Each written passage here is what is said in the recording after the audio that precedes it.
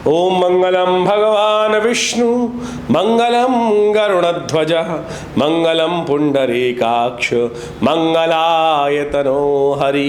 गुरुर्ब्रह्मा गुरुर्विष्णु गुरुर्देवो महेश्वरा गुरु साक्षात् परब्रह्म तस्मै श्री गुरुवे नमः। नमस्कार, आपका स्वागत है। मैं आचार्य विक्रमादित्य इस कार्यक्रम में आपके समक्ष उपस्थित हूँ आचार्य वाणी चैनल के माध्यम से। और आज हमारा विषय है कि मीन राशि वालों के लिए ग्रहों का योग किस प्रकार का बनने वाला है जून के मध्यकाल में। देखिए मीन राशि वालों, विशेष तौर पर आपके ग्रहों के योगों को समझें तो हम बड़े विशेष प्रकार के योग बनने वाले हैं जून के मध्य भाग में। मीन राशि के जो स्वामी हैं वो विशेष तौर पर बृहस्पति हैं और वो बड़ी शुद्ध अवस्था में होकर बड़े सुंदर भाव में आपकी राशि के अनुसार से बैठे हुए हैं, भाग्य को जगाने के रास्ते बना रहे हैं। लेकिन अकेला चना बाढ़ नहीं भूजता ना। आपकी राशि के अनुसार से यदि हम बात करें तो आपके चतुर्थ भाव सुख वाले भाव में कई ग्रहों का परिवर्तन का योग बन रहा है।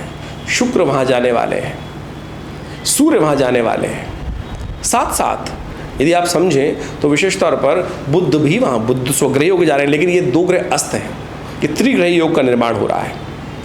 त्रिग्रही का योग निर्माण जून के मध्य भाग में 2 बार होगा और दोनों बार विचित्र स्थिति बनेगी। एक बार सूर्य बृहस्पति और बुध का योग बनेगा जो अनुकूल है, लेकिन उसके बाद जो बनेगा योग वो बनेगा सूर्य का, शुक्र का, बुध का, जो परिस्थिति के बिल्कुल विपरीत है। 3 तिगाड़ा काम बिगाड़ा, ये विशेष तौर पर गधाओं कथा सुनी जाती है। तो ऐसे में ध्यान सुनना पड़ेगा मीन राशि वालों को इन ग्रहों की स्थिति को कैसे कंट्रोल करना है। शनि महाराज आपके 11वें भाव 12वें भाव में बैठकर वैसे ही आपके लिए थोड़ा सा समस्याओं उत्पन्न करने के योग दे रहे हैं और ऐसे में शनि को अनुकूल करने के लिए भी विशेष तौर पर विशेष मुहूर्त बनने वाले हैं। और ये 1 वर्ष शनि रहने वाले हैं यहाँ पर और ऐसे में 2 मुहूर्त इन विशेष जून के मध्यकाल में बनने वाले हैं जिनको आप उपार कर लें तो शनि को अनुकूल करने का रास्ता आपको प्राप्त हो सकता है। हमारी ज्योतिष विज्ञान के अनुसार से जो हम श्रद्धा रखते हैं, जिस प्रकार से हम कार्य करते हैं, हम वैदिक पुराणिक काल से कार्य करने का प्रयास करते हैं। आमतौर पर टोटकों में नहीं फंसते। ज्योतिष वास्तविक तौर पर वैदिक पुराणिक कालों से ही जो निष्कर्ष निकाले जाते हैं, मुहूर्त का उपयोग किया जाता है, उनको समझते हुए कार्य करने का प्रयास करना चाहिए। यदि उनको समझते हुए कार्य कर लेंगे तो बहुत सुंदर रहेगा। ग्रहगण दृष्टिकोण से आप समझें कि आपके लिए कैसा योग बन रहा है। यदि 11 तारीख की बात करें तो मंगलवार का अवसर, पंचमी तिथि, सिंह राशि में चंद्रमा का पदार्पण हो रहा है रात्रि में, लेकिन उससे पहले कर्क राशि में रहेंगे। ये आपके लिए बड़े अनुकूल रहेंगे, आगे बढ़ने के मार्ग को प्रशस्त करते दिखाई देंगे। तो आगे बढ़ते हुए कार्य करने का प्रयास कीजिए। बुढ़वा मंगल है, तो जैसा हमने कहा था शनि महाराज आपके लिए ठीक नहीं चल रहे हैं इस वक्त।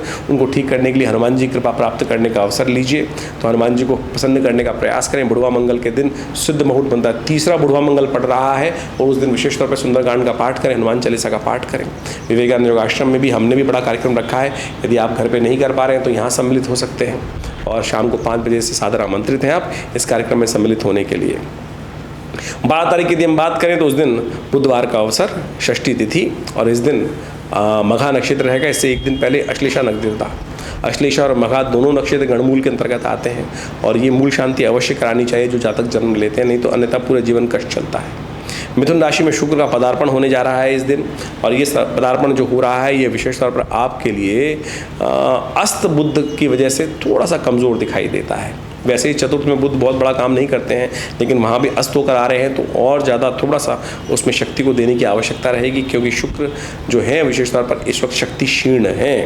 तो ऐसे में शुक्र को थोड़ी ताकत देने की ज़रूरत पड़ेगी और शुक्र सूर्य की वजह अस्त चल रहे हैं। तो ऐसे में थोड़ा सा गौ सेवा करने का प्रयास कीजिए, लगातार करिए तो अच्छा रहेगा आपके लिए। 13 तारीख को यदि हम बात करें तो उस दिन बृहस्पतिवार का अवसर, सप्तमी तिथि है। आपकी राशि के अनुसार से आपके लिए ग्रह स्थिति थोड़ी सी अनुकूल नहीं दिखाई देती। चंद्रमा 6ठे भाव में बैठे हुए अननेसेसरी के शत्रु को बढ़ाने का प्रयास कर रहे हैं, मन में एंजाइटी दे रहे हैं, वरीज को बढ़ाने का प्रयास कर रहे हैं। तो ऐसे में आपको पीली चीज़ों का दान करना चाहिए, गुरुजन की सेवा करनी चाहिए, केले का पूजन करना चाहिए, ये आपके लिए अच्छा रहेगा। वहीं 14 तारीख यदि हम बात करें तो शुक्रवार का अवसर है और ग्रह नक्षत्र के दृष्टिकोण से अष्टमी तिथि विद्यमान है। कन्या में चंद्रमा का पदार्पण हो रहा है, ये आपके लिए बहुत अनुकूल रहेगा। गज केसरी योग का निर्माण करेगा, नव शक्ति का संचार करेगा। साथ साथ शुक्र के साथ सूर्य भी वहाँ आप आकर बैठ रहे हैं आपके चतुर्थ भाव में, मिथुन राशि में।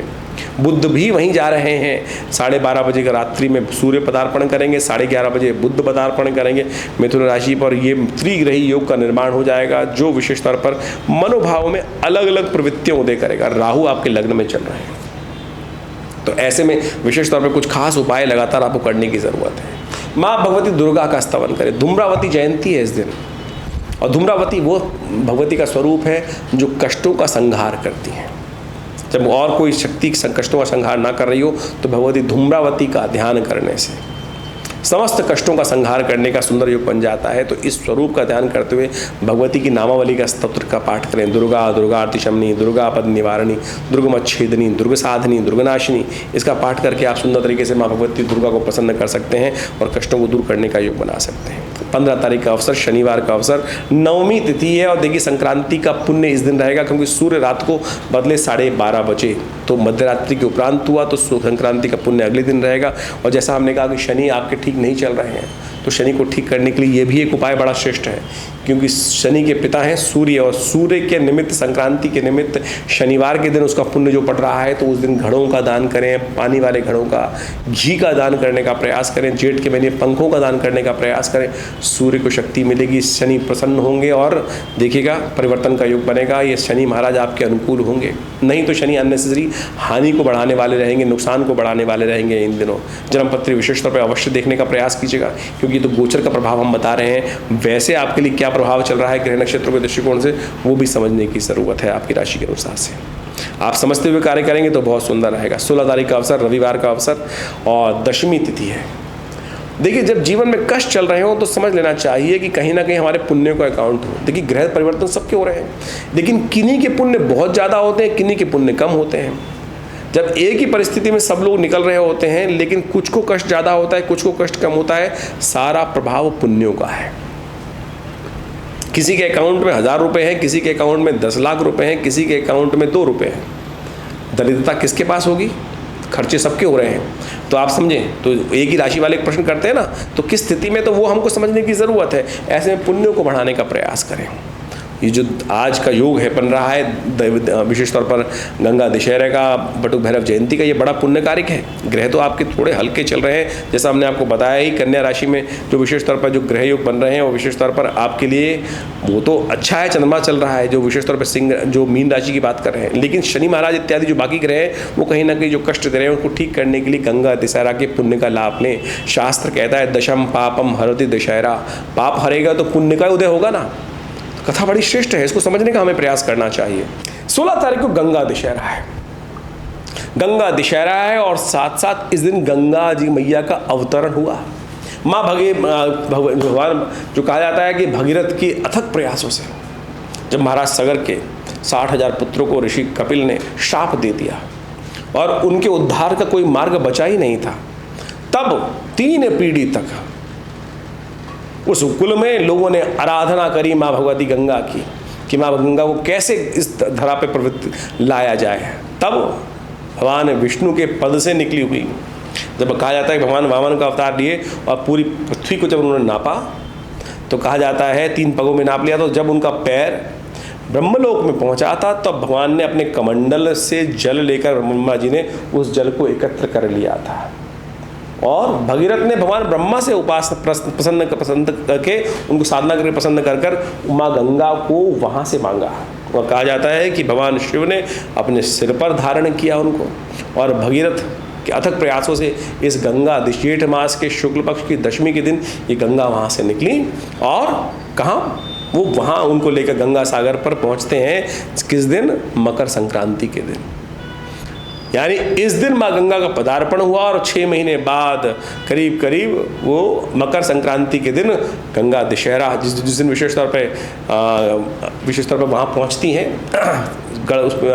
जहाँ सागर से माँ गंगा का मिलन होता है उस क्षेत्र में जाकर विशेष तौर पर उस दिन उनका पुण्य लोगों पर गमन हुआ। तो ये बड़ी सुंदर कथा है शास्त्र के दृष्टिकोण से, इसका अध्ययन आपको करना चाहिए। तो इस दिन विशेष तौर पर अपने ग्रहों के दृष्टिकोण से आपको समस्त रूप से पूजन करते हुए भगवान शिव पर देखिए ये सुंदर योग बन रहा है। इसके साथ साथ बटुक भैरव जयंती का भी सुंदर योग बन रहा है। बटुक भैरव भगवान साक्षात शिव के अंश हैं। कहा जाता है उनके पिता ने अनन्य श्रद्धा के साथ भगवान से प्रार्थना करी और कहा कि शिव पुत्र के रूप में उनको प्राप्त हो।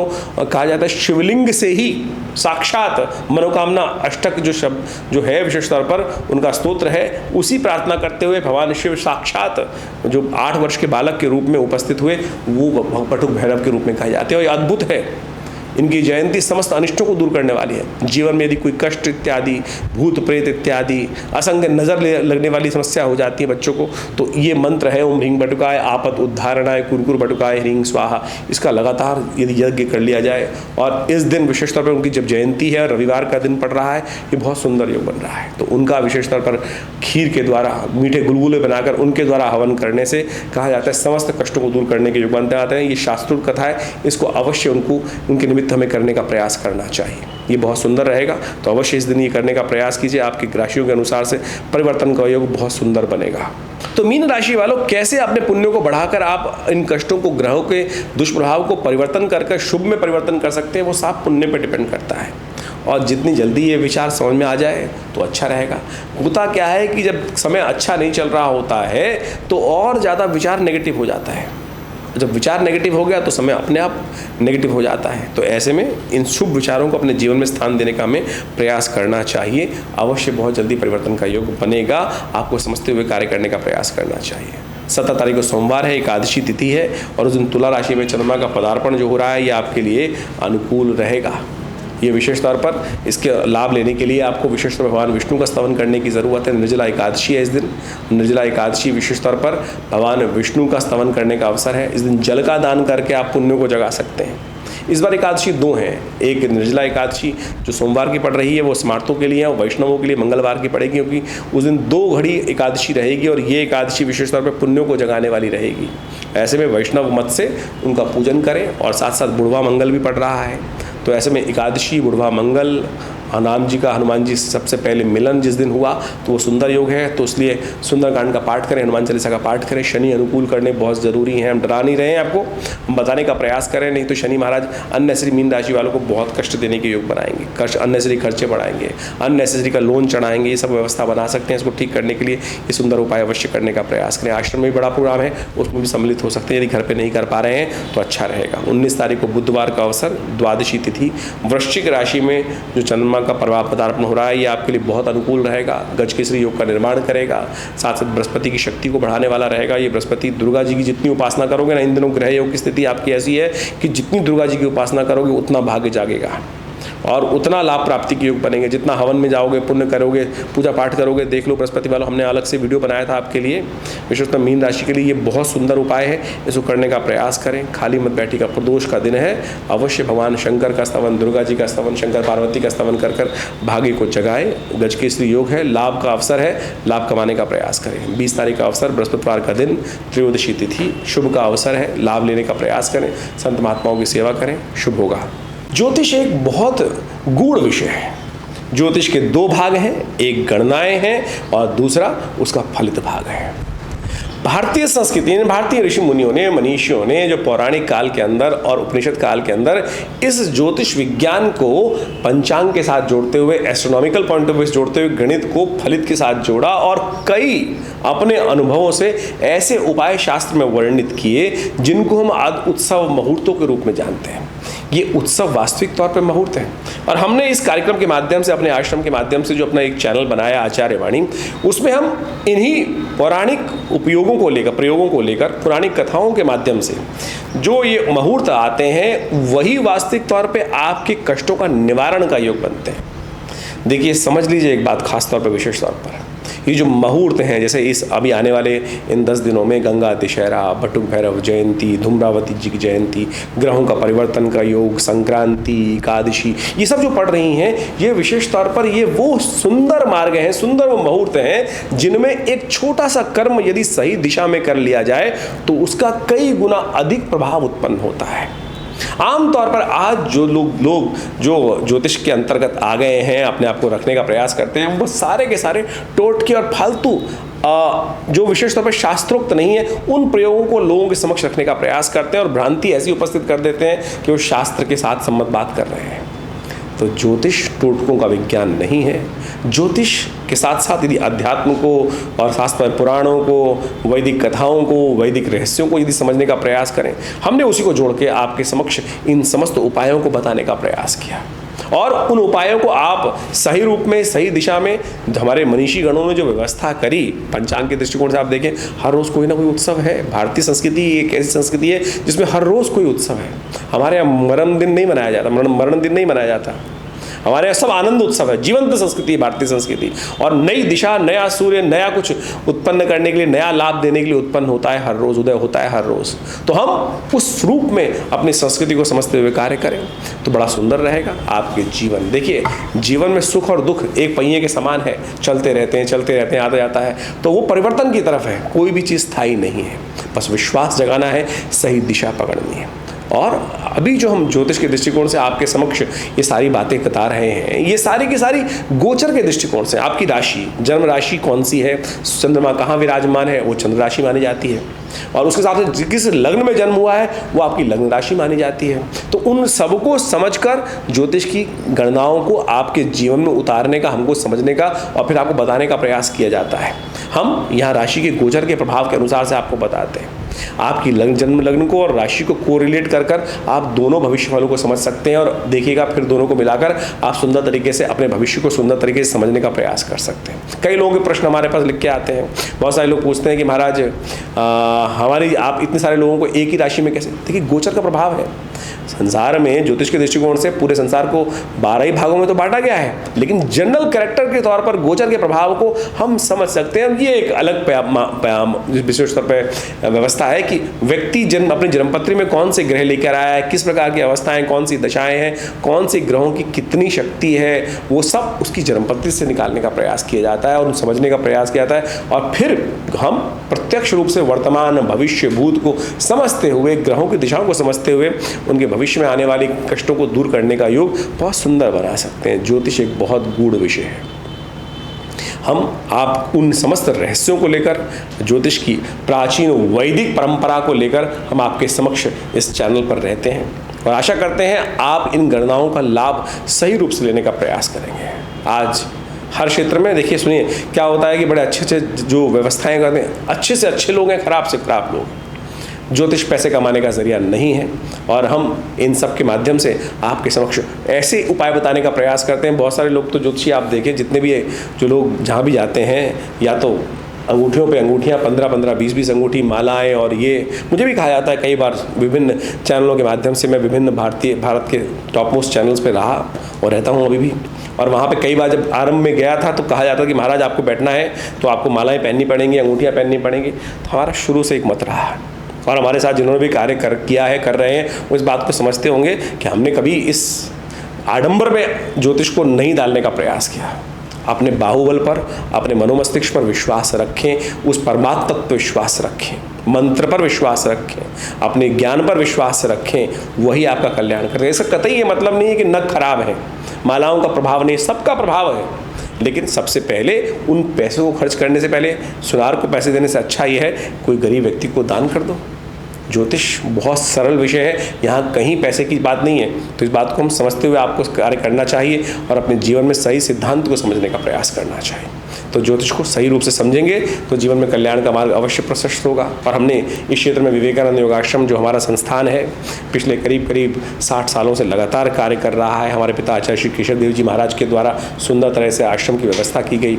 यहाँ भगवती की सुंदर प्रतिष्ठा की गई, जो 1947 में मुल्तान से माँ भगवती का श्री विग्रह चमत्कारिक रूप से, कहते हैं ना पत्थर नहीं चलते, हम कहते हैं पत्थर चलते हैं भाई, आया श्री विग्रह। कहाँ भगवती मुल्तान से इतना सुंदर मंदिर विराजमान होगा, पार्टीशन हुआ, विशेष तौर पर कटाई हुई, क्या विशेष तौर पर बुरा समय था, और ऐसे में माँ भगवती को एक व्यक्ति ट्रंक में बंद करके लाया और हमारे पिता आचार्य श्री केशव देव जी के घर पर उनको देके गया। और आज वो सुंदर विशाल भगवती का श्री विग्रह हमारे विवेकानंद योगाश्रम में प्रतिष्ठित है। हमारा भाग्य है, सौभाग्य है, मैं कहूँगा भाग्य में सौभाग्य है कि माँ के सानिध्य में बैठकर हम नित्य प्रति उनके लिए यज्ञ करते हैं, उनके सानिध्य में बैठकर लोगों के कष्ट दूर करने के सुंदर योग बनते हैं। तो आप भी आ सकते हैं विवेकानंद योगाश्रम में माँ भगवती के सुंदर श्री विग्रह का दर्शन करने के लिए, मनोकामना सिद्धि करने के लिए, अपने कष्टों को, सौभाग्य को जगाने के लिए, कष्टों को दूर करने के लिए।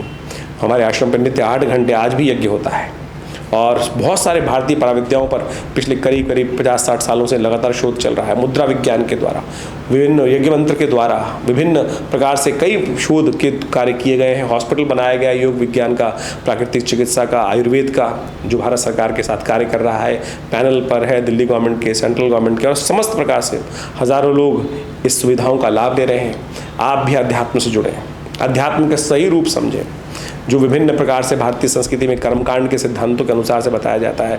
विभिन्न समय में वो सब प्रकार के अनुष्ठान अभी बहुत जल्दी गुप्त नवरात्रि आरंभ हो रहे हैं, और विशेष यज्ञ जुलाई के अंदर गुप्त नवरात्रों में रहेगा आश्रम पर, और उन 9 दिनों में सहस्त्र चंडी का सुंदर कार्यक्रम रखा जाएगा।